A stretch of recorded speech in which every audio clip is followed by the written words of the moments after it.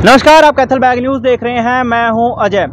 जब भी सरकारों को ये लगता है कि प्रदूषण ज़्यादा हो गया है, तब वो इस तरह की ई रिक्शा को अपनाता है, लोगों से अपनाने के लिए कहता है कि लोग इस तरह की ई रिक्शा को चलाएं और जिससे कि प्रदूषण कम होगा, या फिर सीएनजी रहित वाहन चलाएं। लेकिन जब इस तरह की सीएनजी की भरमार या फिर इस तरह की ऑटो रिक्शा की भरमार शहर में हो जाती है, तब इन लोगों को दिक्कतों का सामना भी करना पड़ता है। तस्वीरों में आप देख सकते हैं, ये तमाम ई रिक्शा चालक हैं और इनको भी पूरा का पूरा हक है अपने काम को सम्मानजनक तरीके से करने का, अपने पेशे को, अपने मेहनत को अच्छे से करने का, क्योंकि ये रोज़ी रोटी के लिए फिर रहे हैं। काफ़ी सारे लोग इनमें से ऐसे हैं जिन्होंने अभी अभी +2 पास की है और जब लगा कि हरियाणा सरकार उनको नौकरी नहीं दे पा रही है, तो इन्होंने पैसे के नाते या रोज़ी रोटी कमाने के नाते इस चीज़ को अपनाया। तो ये ई रिक्शा चालक हैं और ई रिक्शा के मार्फत ही अपनी रोज़ी रोटी कमाते हैं। लेकिन इनको आए दिन कुछ समस्याओं का सामना करना पड़ता है, उन समस्याओं से दो चार होना पड़ता है। जिस तरह से जब भी ये वाहन लेकर निकलते हैं तो इनकी सवारियों को किसी दूसरे वाहन द्वारा अडॉप्ट कर लिया जाता है या फिर इनको ठीक नज़र से नहीं देखा जाता। यानी कि ये लड़ाई ये इस बात की है कि अपने पेट की लड़ाई के लिए जब ये काम करने जाते हैं तो इनको ठीक नज़र से नहीं देखा जाता। तो लड़ाई सम्मानजनक पेशे को करने की है। और फिलहाल इस लड़ाई में और भी चीज़ें शामिल हो जाती हैं। जब कैथल से नई नवेली चेयरपर्सन वोट लेने के लिए तो इनके पास आ गई, लेकिन जब इनको अपनी समस्याओं का सामना करना पड़ता है, आए दिन उनसे दो चार होना पड़ता है, तब उनके समाधान के लिए किसी तरह की कोई सुविधा नहीं दी गई। आए दिन इनको समस्याओं का सामना करना पड़ता है, चाहे सवारियों को उठाना हो या फिर अपना कोई निजी बस शेल्टर भी इनके पास नहीं है। जिस तरह से बसों के लिए शेल्टर मौजूद है, ऑटो रिक्शा स्टैंड शहर में है, इसी तरह से ई रिक्शा स्टैंड कोई उपलब्ध नहीं है। जिस नाते इनकी अपनी एक डिग्निटी है, अपना एक सम्मानजनक तरीके से काम करने का हक है, वो इनको नहीं मिल पा रहा है। और इस मौके पर अपनी प्रशासन से ये गुहार लगाना चाहते हैं और क्या कहना चाहते हैं इस मौके पर सुनिए। हमारी शहीद भगत सिंह ई रिक्शा समिति है जी। क्या नाम है? सुदेश। दिक्कत क्या आ रही है अभी आपको? परेशानी ये है जी सर, हमें यहाँ से सवारियाँ उठाने नहीं दी जाती। तभी सवारी उठाते हैं, तभी ये कोई ना कोई आगे बीच में खड़ा हो जाएगा। अभी यहाँ से सवारी नहीं उठानी। भाई हम प्रशासन से ये पूछना चाहते हैं भी यहाँ से सवारी क्यों नहीं उठानी? क्या ऑटो वालों को ही हक है सवारी उठाने का? ये जो ई रिक्शा वाले इतने हैं, ये कहाँ जाएंगे? ये बेचारे पढ़े लिखे बच्चे हैं, इनको ना नौकरी है ना कुछ है। किसी के माँ बाप बीमार है, किसी की भाई बहन अपने परिवार का पालन पोषण कर रहा है, तो हर एक को पालन पोषण करने का हक होता है। तो ये हक क्यों छीना जा रहा है इनसे यहाँ बस स्टैंड के ऊपर? भी हम यही चाहते हैं भी हमें भी हमारा हक ई रिक्शा वालों को दिया जाए। हम किसी के साथ कोई लड़ाई झगड़ा करना नहीं चाहते, हम ईमानदारी से प्यार से हम सवारी उठाना चाहते हैं। अभी हमें सवारी उठानी दी जाए। प्रशासन से क्या मांग है आपकी? प्रशासन से हमारी यही विनती है कि भी हम गुंडागर्दी तो बर्दाश्त करेंगे नहीं। जहाँ तक हो सके हम ये प्यार से हल निकालेंगे। प्रशासन से हमें यही विनती है कि हमें भी ई रिक्शा वालों को स्टैंड दिया जाए और हमें सुखी से जीवन व्यतीत किया जाए। कोई हम गुंडागर्दी चाहते नहीं है हमारे साथ। भी सभी लोग हमारे साथ यहाँ पर गुंडागर्दी करते हैं।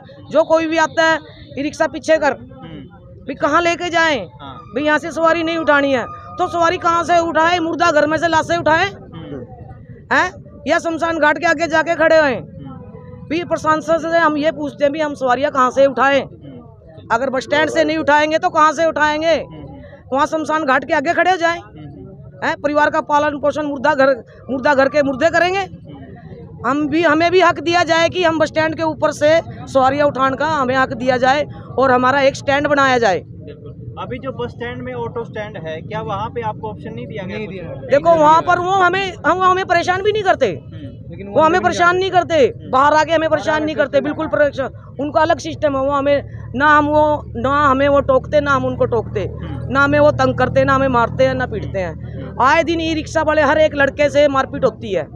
भाई क्यों होती है? मैं लेडीज हूँ, मैं दम के मुकाबला करती हूँ, मैं डरती नहीं हूँ किसी से, क्योंकि संविधान ने सबको हक दिया है। मैं इनको कहती हूँ मैं तुम्हारे साथ हूँ, प्यार से सच्चाई से ईमानदारी से मेरे साथ खड़े हो गए। मैं अपने हक के लिए हर एक को लड़ाई करने का हक है, लेकिन प्यार से, मारपीट से नहीं। प्रशासन बैठा है हमारी समस्याओं का हल निकालने के लिए, तो हम प्रशासन से विनती करते हैं भाई हमारे किसी भी ई रिक्शा वालों से मारपीट ना हो, भाई उनको प्यार से स्टैंड दिया जाए। यही हमारी ऑटो रिक्शा वालों से सभी की विनती है प्रशासन से।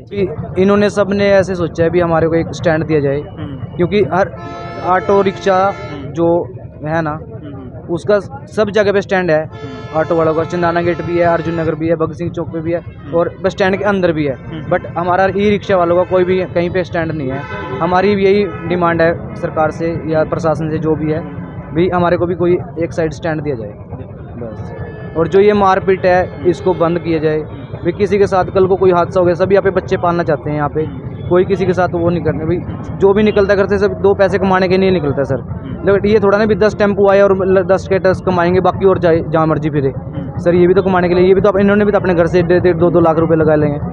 ठीक है सर, तो बस हमारी यही विनती रहेगी कि सब प्रशासन के सामने भी हमारे को भी हम अपना हक दे। मेरा नाम सुनील कुमार है और मैं Bhagat Singh society e rickshaw समिति से हूँ।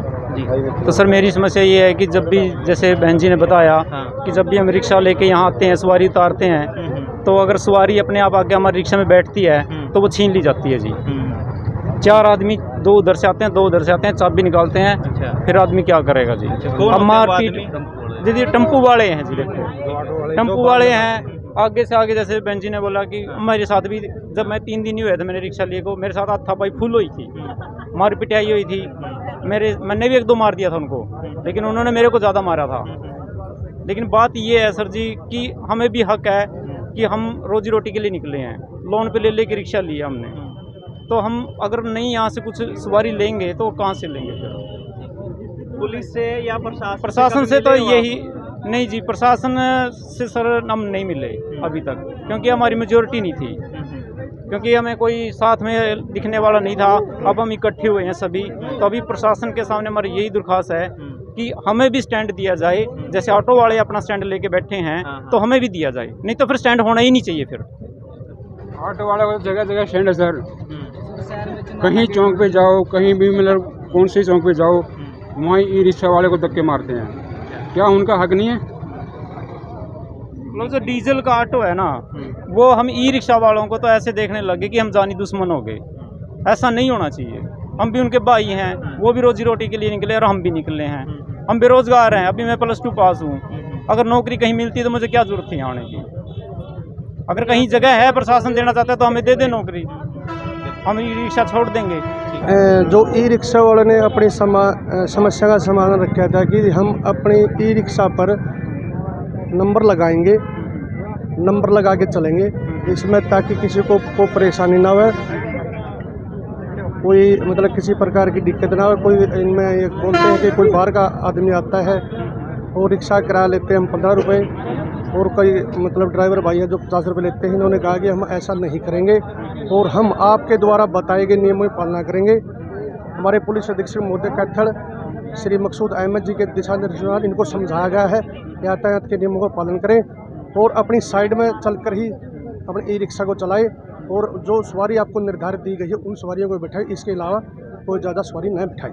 कुछ मारपीट का मामला भी इनके साथ सामने आया था और इसको लेकर एक शेल्टर की भी इनकी मांग है। नहीं, मेरे सामने अभी तक कोई मारपीट का मामला नहीं आया। जो भी आएगा हम इनका बैठकर समाधान कराएंगे। एक अलग से इनकी शेल्टर की भी मांग है कुछ? हाँ, जो अलग से ली है ना उन्हें एक साइड में इनका लगा दिया गया।